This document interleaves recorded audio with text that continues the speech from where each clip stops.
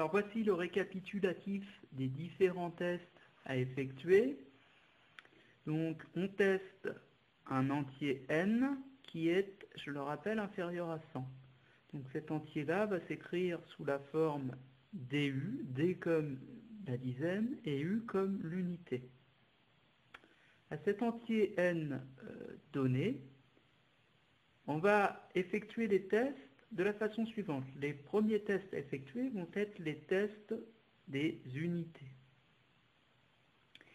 Si le dernier chiffre, donc le chiffre des unités, est un 0, alors l'entier peut se décomposer sous la forme 2 fois 5 fois éventuellement quelque chose. Si le dernier chiffre de l'entier n est un 2, alors l'entier n peut se décomposer sous la forme n égale 2 fois quelque chose. De même pour 4, 6 et 8. Si le dernier chiffre est un 5, alors l'entier n là se décompose, souvenez-vous, sous la forme n égale 5 fois quelque chose. Si votre entier n n'est pas divisible ni par 2 ni par 5, alors on va passer à un test sur la racine numérique. Le but du jeu, c'est de savoir si notre entier est divisible par 3. Donc pour cela, on calcule la racine numérique de n, qui est égale à la somme des chiffres, donc la dizaine plus le chiffre des unités. Si cette racine numérique vaut 0 ou 9, puisque c'est la même chose lorsqu'on calcule une racine numérique, alors votre entier est divisible par 9.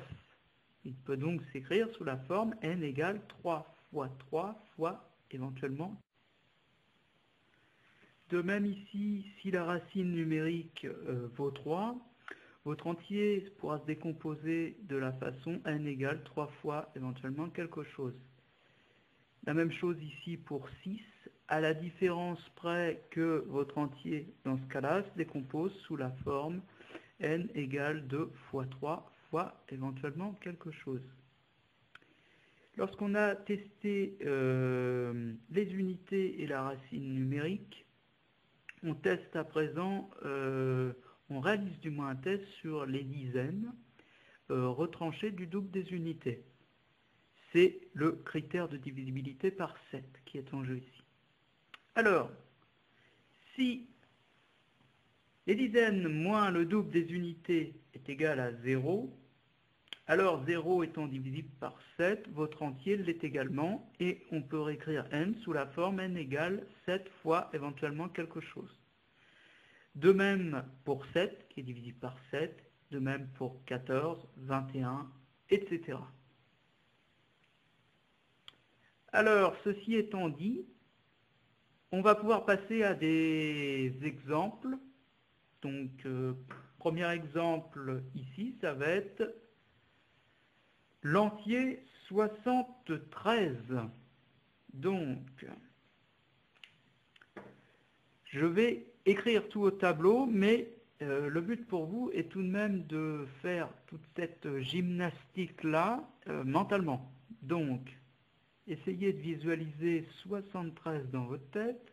Je vais l'écrire ici.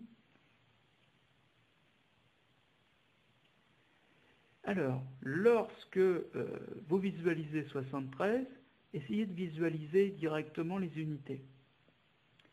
Le chiffre étant un chiffre impair ici, et le chiffre des unités étant différent de 5, on sait très bien que toute cette batterie de tests ici sur les unités ne mène à rien, puisque 3 ne fait pas partie de cette liste ici de chiffres. Donc, on ne perd pas son temps mentalement à tester les unités lorsque l'on a un 3 à tester. On passe directement à la racine numérique. Donc 7 plus 3. Je vais le faire, je vais le décomposer. On va y aller lentement dans un premier temps. Donc racine numérique de 73. Racine numérique de 73 est égale à 7 plus 3. c'est-à-dire 10. Et la racine numérique de 10, ça vaut 1. Moralité, le test ici n'est pas concluant non plus, puisque j'aboutis à 1 dans le calcul, et 1 ne fait pas partie de cette liste de chiffres.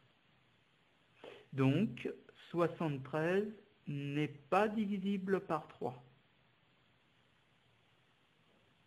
Je passe alors au test sur les dizaines, à savoir le critère de divisibilité par 7, ici, qui est en jeu. Pour cela, je vais prendre les dizaines. Donc le chiffre des dizaines, ici, c'est le chiffre 7. Et à ce 7, je vais enlever le double des unités, donc 2 fois 3. Je pense que ça, c'est aussi jouable de l'effectuer mentalement, ce calcul-là. Donc 7 moins 6, c'est égal à 1.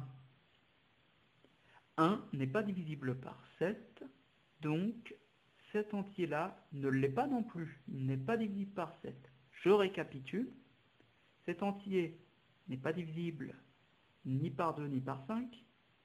Cet entier n'est pas divisible par 3. On l'a vu à l'aide du test sur la racine numérique. Et cet entier, pour finir, n'est pas divisible par 7.